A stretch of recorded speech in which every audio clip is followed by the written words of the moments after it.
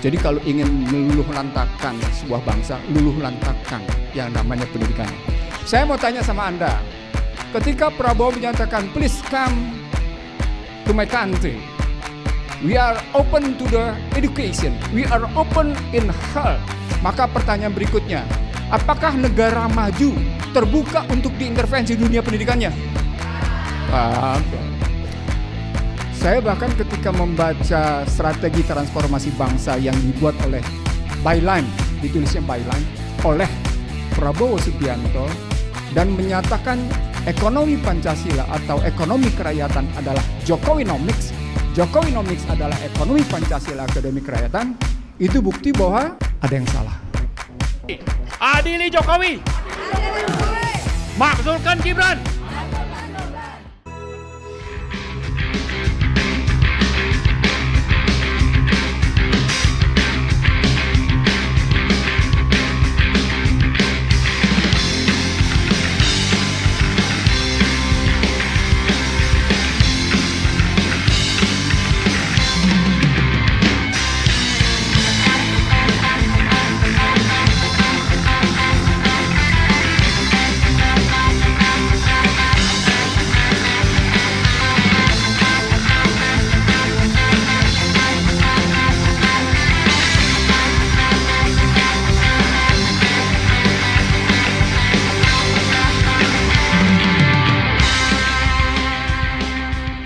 Ini saya ngebelakangin para tokoh nih. Jadi saya minta maaf, Bapak, kalau saya ngebelakangin Bapak sekalian. Saya ini baru datang, jadi mau ngomong apa ya? Saya bicara dua hal. Yang pertama oleh-olehnya Prabowo Subianto, oleh-olehnya Prabowo Subianto, dan yang kedua dari oleh-oleh itu kita ngelihat apakah retorika sejak 20 Oktober sampai dengan kemarin surat yang beredar mendukung Ridwan Kamil dan Susmono itu ajak dalam kehidupan ekonomi politik kita. Bapak sekalian, saya mencatat hanya perjalanan APEC dan G20. Dalam perjalanan APEC dan G20 itu, Presiden kita Republik Indonesia menyatakan soal 25% kelaparan, dan kemudian juga bicara tentang kebebasan pendidikan dan kesehatan. Silakan investasi di bidang pendidikan dan kesehatan. Videonya beredar luas. Tapi buat saya ini omongan yang sangat berbeda dengan anggaran dasar Gerindra pasal 11.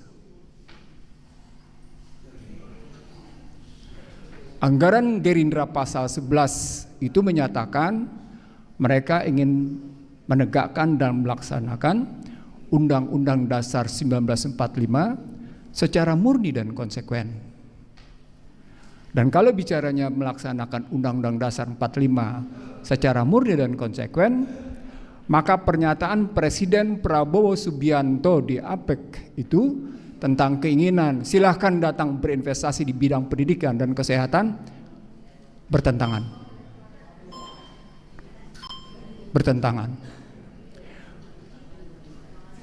Saya bahkan ketika ini kajiannya bukan kajian bercanda, tapi kajian pakai otak sedikit. Saya bahkan ketika membaca strategi transformasi bangsa yang dibuat oleh Byline, ditulisnya Byline, oleh Prabowo Subianto, dan menyatakan ekonomi Pancasila atau ekonomi kerakyatan adalah Jokowinomics, Jokowinomics adalah ekonomi Pancasila, ekonomi kerakyatan, itu bukti bahwa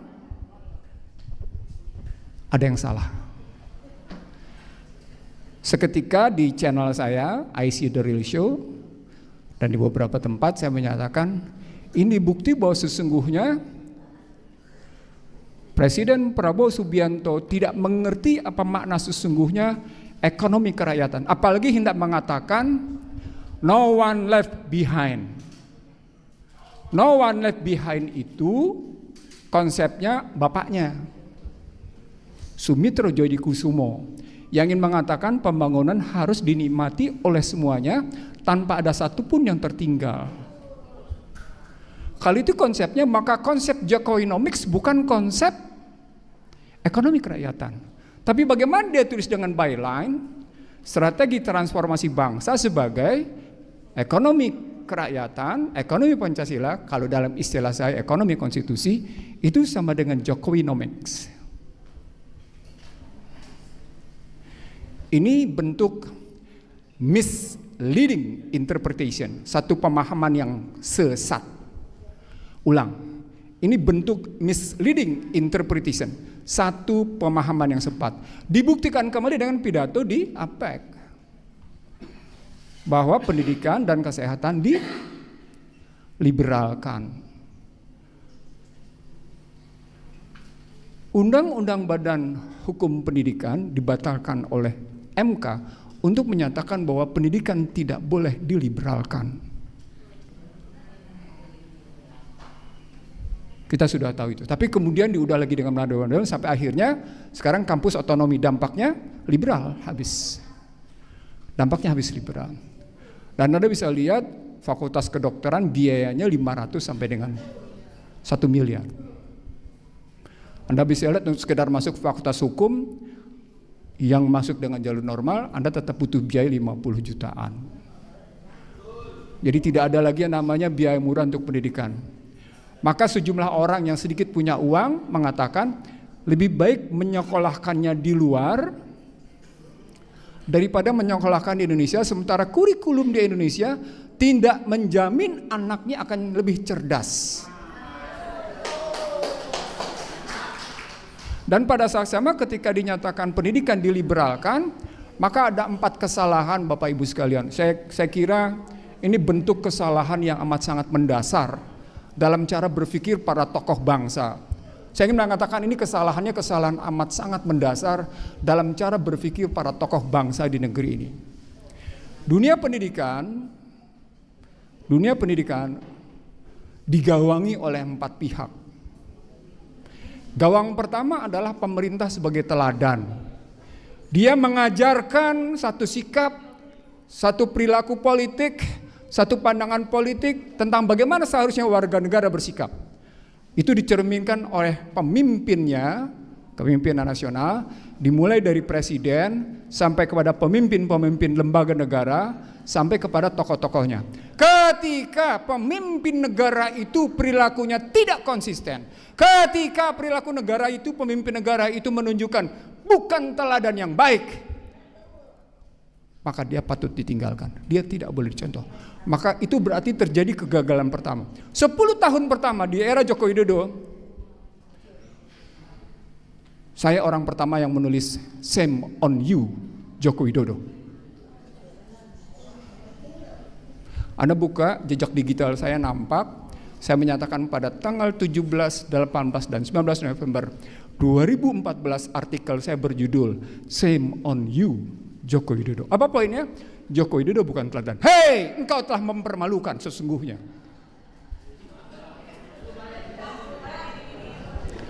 Saya tadinya mau ngomong tenang-tenang, tapi takut Anda ngantuk.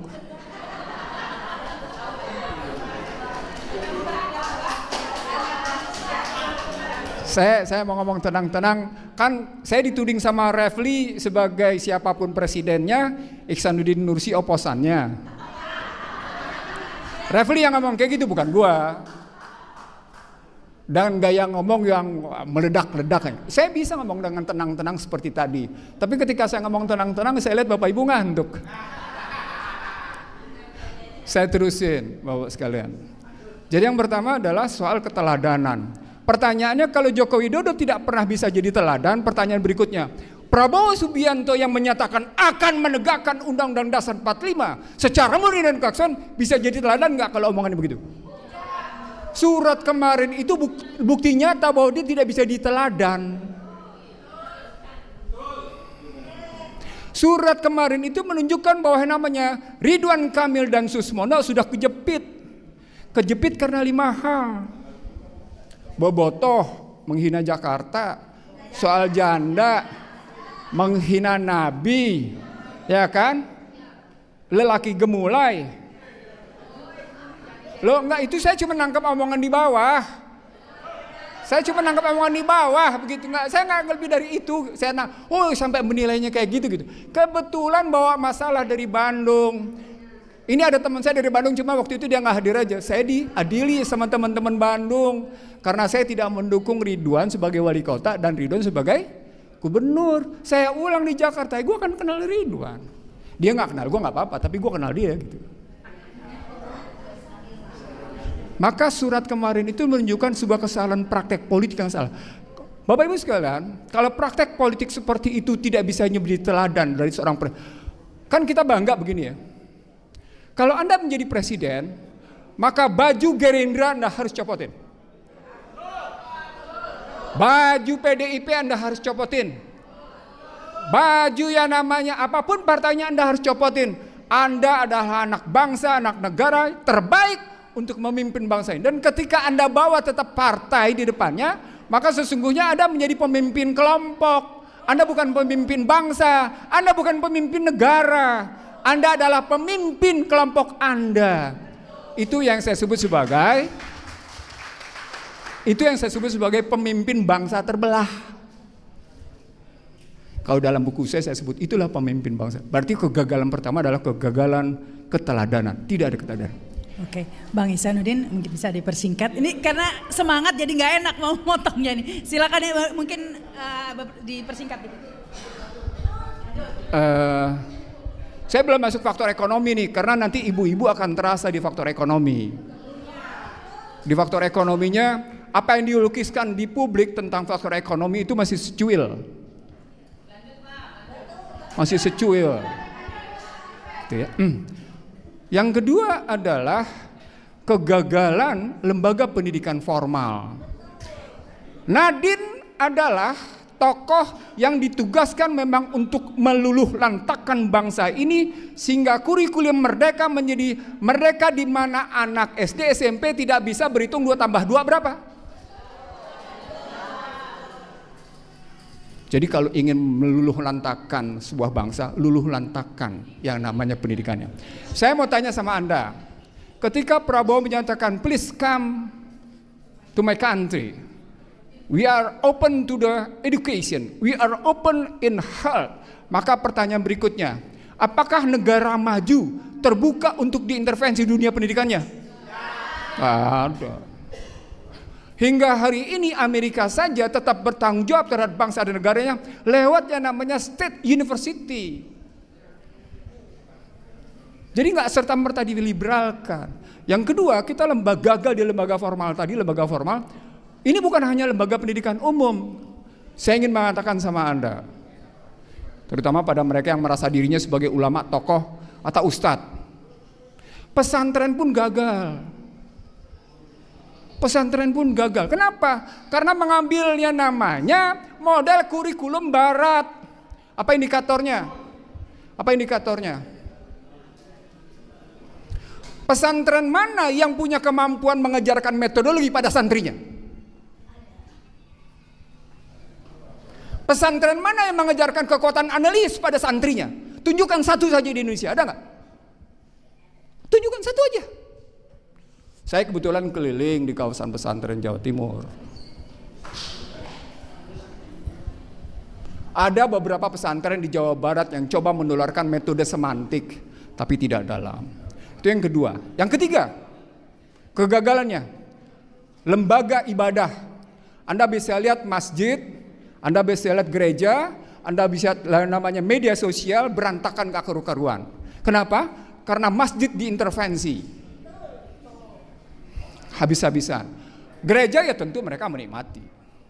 Saya percepat karena Rahma minta saya mempercepat. Saya sebenarnya tertarik untuk mengajak Bapak Ibu, yuk kita jangan cuma ngoceh. Yuk kita bertindak karena ada sebuah kesadaran yang salah dalam dunia pendidikan. Dan ujungnya yang keempat, kesalahan pendidikan di rumah tangga. Di mana bapak tidak bisa menjadi teladan, ibu tidak bisa mengajarkan yang namanya soft skill. Ulang. Bapak tidak bisa menjadi teladan dalam format berpikir, format bersikap, format mengambil pendidikan, tapi pada saat sama ibu tidak bisa mengajarkan soft skill, satu pelajaran sederhana untuk kebaikan hubungan, kesantunan hubungan. Maka Anda bisa lihat yang namanya Gen Z itu perilakunya kayak apa. Empat-empatnya gagal. Kalau empat-empatnya gagal, dunia pendidikan kita kayaknya akhirnya gimana? Jadilah niretik. Maka kehadiran Fufu Fafa, maka kehadiran yang namanya bocil jadi wapres, lu tuh niretik, lu tuh nirmoral, itu disebabkan kegagalan pendidikan. Lalu kemudian terbelalak kita dengan pendidikan luar, dengan sertifikat dari luar, padahal diragukan sertifikatnya. Artinya apa? Double kegagalan kita. Nah, kalau pendidikan politik, pendidikan dan gagal, begitu masuk ke ekonomi, maaf, saya cuma ngambil satu indikator saja karena Rahma minta mempersingkat. No, saya dalam posisi sesungguhnya amat sangat terenyuh, amat sangat sedih melihat euforia kemenangan Prabowo Subianto dengan pidato 20 Oktober yang begitu menggelegar, tapi sesungguhnya ketika diuber kontennya menyedihkan. Apa indikatornya? Sederhana. Mari kita lihat. Dua indikatornya. APBN 2025 nilai tukarnya berapa? Berapa nilai tukar APBN 2025 dalam Undang-Undang APBN 2025? Berapa nilai tukarnya? 16.100. Kalau Anda jawab nggak tahu, itu bukti bahwa Anda tidak peduli sedang dilakukan pemiskinan struktural sama Anda. Kenaikan perpajakan sebesar 43 sampai dengan 44 triliun disebabkan oleh kenaikan PPN 1%. Tetapi ada tetapinya. Tetapinya adalah Gini rasio dari 5 tahun sebelumnya ke 5 tahun ke depan tidak bergeser sama sekali. Dia bergerak 0,379 sampai dengan 0,382. Kalau dalam istilah saya 0,421. Apa poinnya? Tidak terjadinya perubahan ketimpangan. Apa poinnya? Ada prestasi? Nggak ada. Pada saat yang sama, Anda butuh soal makan bergizi gratis. Anda butuh yang namanya bantuan luar untuk melakukan itu. Padahal, kalau dalam konsep saya pada mereka, Anda punya potensi yang amat sangat luar biasa. Tetapi karena Anda telah menumpuk isu political distrust, maka Anda tidak bisa ngebangun kepercayaan betapa masyarakat ingin berkontribusi melakukan perbaikan. Nah, akhirnya Bapak Ibu sekalian, itu ya, sebagai penutup, saya tidak datang ke sini untuk melakukan sesuatu yang luar biasa. Soal bagaimana menggugat Fufu Fafa, soal bagaimana membawa Joko Widodo ke meja pengadilan. Ini adalah negara hukum. Jadi tidak ada satupun orang yang kebal di depan hukum. Jadi forum ini adalah forum yang sangat wajar jika punya keinginan untuk menggelar peradilan pada mereka yang melanggar hukum. Ulang. Forum ini adalah forum yang wajar jika ada keinginan untuk melakukan pergelaran di pengadilan terhadap mereka yang telah melakukan breaking the law, telah melakukan perlawanan terhadap hukum.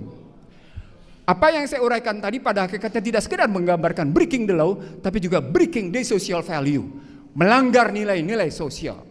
Dan itu yang tidak kita sadari, bahwa kita juga ikut tertular. Sebagai penutup, yuk kita tetap jaga semangat kita. Ke depan kita akan lebih berat. Donald Trump akan memvonis Indonesia untuk masuk dalam posisi upper middle income. Kalau dia masuk dalam upper middle income, itu berarti prioritas untuk mendapatkan kemudahan biaya masuk akan dikurangi, dan itu berarti import Indonesia ke Amerika akan berkurang, dan itu berarti kekurangan dolar akan terjadi, dan itu berarti dolar akan naik lagi. Saya akan membacakan pernyataan sikap dan tuntutan ini, yaitu pernyataan sikap dan tuntutan Forum Nasional untuk Daulat Rakyat. Setelah mengkaji dan melihat perkembangan situasi dan kondisi negara bangsa dan kehidupan rakyat dalam beberapa tahun terakhir, kami yang tergabung dalam Forum Nasional untuk Daulat Rakyat atau FNDR memutuskan untuk menyampaikan pernyataan sikap dan tuntutan. Kami menilai rezim Joko Widodo telah gagal melindungi rakyat, seluruh tumpah darah Indonesia, memajukan kesejahteraan umum, mencerdaskan kehidupan bangsa. Rezim Joko Widodo telah mewariskan berbagai masalah yang membuat rakyat Indonesia semakin jauh dari cita-cita sebagai negara dan bangsa yang merdeka, bersatu, berdaulat, adil, dan makmur. Berbagai penyebab kegagalan dan warisan masalah tersebut antara lain adalah: 1.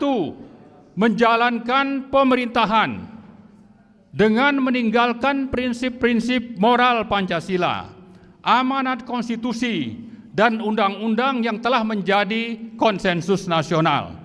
Joko Widodo telah mengkhianati daulat dan amanat rakyat karena berambisi untuk tetap menggenggam kekuasaan melalui politik dinasti otoriter ala Machiavelli. 2. Untuk tetap mengendalikan dan mengontrol kekuasaan, Joko Widodo telah bekerja sama erat dengan sejumlah pengusaha oligarkis, pelaku state corporate crimes dalam menyusun dan memproduksi berbagai kebijakan dan peraturan. Bahkan untuk melanjutkan berbagai agenda oligarki, Joko Widodo diduga kuat mengendalikan dan menguasai Presiden Prabowo Subianto, termasuk dalam menyusun anggota Kabinet Merah Putih. Pada Pilkada 2024, Joko Widodo telah memanfaatkan tangan Presiden Prabowo untuk mengendorse calon-calon tertentu bagi pelanggengan kekuasaannya. 3. Salah satu kejahatan politik otoriter syarat KKN oligarki Joko Widodo adalah menempatkan Gibran sebagai cawapres Pilpres 2024 dan disusul dengan praktik yang sama untuk memenangkannya dalam Pilpres 2024. Padahal di samping inkonstitusional, pencawapresan Gibran telah tidak memenuhi syarat etika, moral, dan ijazah pendidikan. Gibran telah melakukan perbuatan tercela terlihat dari aktivitas akun Kaskus Fufufafa, amoral, yang mestinya diproses hukum, bukan malah dilantik menjadi Wakil Presiden Republik Indonesia. 4. Pembusukan partai politik di satu sisi dan politik sandra ala sprindik Joko Widodo di sisi lain telah menjadikan DPR yang semestinya menjalankan fungsi pengawasan berubah menjadi endorser kebijakan pemerintah yang merugikan negara dan rakyat sambil memainkan politik sandra. Oligarki Joko Widodo telah menyulap hukum menjadi kepanjangan tangan politik yang berkhidmat kepada kekuasaan oligarki, di mana negara hukum telah berubah menjadi negara kekuasaan. 5. Memelihara para taipan, termasuk yang menjadi proksi Cina, telah sangat berperan mendukung Joko Widodo mencengkram kekuasaan dan berburu rente melalui proyek-proyek swasta oligarkis yang diberi predikat sebagai proyek strategis nasional atau PSN, seperti proyek Rempang, BSD, PIK 2, Surabaya, Frontline, dan Papua Selatan. Dengan status PSN, para oligarki seperti Aguan, Salim, Tommy Winata, dan lain-lain mendapat dukungan penuh rezim untuk menindas, menjajah, menyengsarakan dan menghancurkan kehidupan rakyat. 6. Simbiosis mutualisme dan KKN rezim Joko Widodo dengan para Taiwan telah memberi kesempatan kepada sejumlah pengusaha dan Cina RRC menguasai berbagai sektor kehidupan berbangsa dan bernegara, terutama di sektor-sektor ekonomi, keuangan, SDA, industri, perdagangan, dan sebagainya. Hegemoni dan penjajahan senyap ini telah menjadi ancaman serius atas pertahanan, kedaulatan, kemandirian, dan ketahanan nasional Indonesia ke depan. 7. Pelanggaran HAM menjadi kejahatan sistemik rezim Joko Widodo. Tewasnya 800-an petugas pemilu berakhir tanpa proses hukum. Padahal Perhimpunan Kedokteran menyatakan kematian tersebut bukan karena kelelahan tetapi by design. Peristiwa pembunuhan 6 orang pendemo Bawaslu 21-22 Mei 2019, pembantaian 6 laskar pengawal HRS, hingga kasus Kanjuruhan yang menewaskan lebih dari 300 orang rakyat Indonesia adalah pengabaian kemanusiaan dan bahkan bisa disebut sebagai rekayasa dan kejahatan politik. 8. Lahirnya Kepres nomor 17 2022 tidak menjelaskan siapa kelompok yang mana yang telah melakukan pelanggaran HAM berat dan siapa yang menjadi korban. Maka dalam kasus 1965 dengan mudah umat Islam dan TNI diposisikan sebagai tertuduh, sementara PKI dibela sebagai korban dan akan mendapatkan ganti kerugian. Kemudian dengan terbitnya Inpres nomor 9 2023 sebagai tindak lanjut dari Kepres 17 2022 semakin memperjelas kejahatan rezim Joko Widodo kepada PKI yang sudah dibubarkan melalui TAP MPR. Nah, yang terakhir 9, umat Islam dijadikan target pelumpuhan melalui stigmatisasi teroris, radikal, intoleran, bahkan politik identitas. Moderasi beragama disampingkan untuk sekularisasi, pengembangan nilai, dan deislamisasi. Sementara pragmatisme, mistisisme, hedonisme, dan masyawilisme tambah berkembang menjadi-jadi. Nah, menimbang dan memperhatikan berbagai permasalahan di atas, kami dari Forum Nasional untuk Daulat Rakyat dengan ini menyatakan: 1. Menuntut Presiden Prabowo untuk menjalankan kekuasaan dan pemerintahan sesuai Pancasila, Konstitusi, dan Daulat Rakyat, serta konsisten melaksanakan apa yang disampaikan dalam pidato pelantikan sebagai Presiden di Gedung MPR tanggal 20 Oktober yang lalu, sekaligus membebaskan diri dari cengkraman politik oligarki nepotis Joko Widodo. Kedua, menuntut DPR, DPD, dan MPR menjalankan kewenangan sesuai Undang-Undang Dasar 1945 untuk segera memproses pemakzulan Wakil Presiden Gibran Rakabuming Raka karena telah tidak memenuhi syarat sebagai Wakil Presiden. Ketiga, menuntut Presiden Prabowo memproses hukum para konglomerat hitam yang telah bekerja sama mendukung rezim oligarki Joko Widodo yang menjadi penyebab kesengsaraan dan kerugian negara, kesengsaraan rakyat dan kerugian negara. Keempat, mengajak seluruh komponen rakyat untuk menuntut agar berbagai kejahatan dan pelanggaran hukum yang telah dilakukan oleh mantan Presiden Joko Widodo diproses di pengadilan. Demikian pernyataan sikap dan tuntutan ini dibuat dan disampaikan sebagai wujud pertanggungjawaban bersama dalam rangka menegakkan daulat dan amanat rakyat berdasarkan Pancasila dan Undang-Undang Dasar 1945.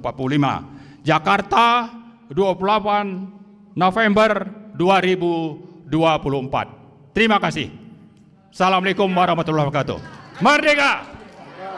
Adili Jokowi! Makzulkan Gibran! Terima kasih. Assalamualaikum warahmatullahi wabarakatuh. Waalaikumsalam warahmatullahi wabarakatuh.